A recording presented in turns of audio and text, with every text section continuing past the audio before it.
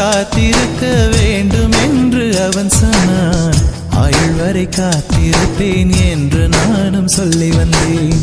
என் ஆசை நிறைவேறுமா என் தோழி நீயும் சொல்லம்மா. நடக்கும் நடக்கும் நான் கூட சொல்கிறேன். அழகே பிரம்மனிடம் மனு கொடுக்க போயிருந்தேன், நீ என் மனைவியாக வேண்டும் என்று.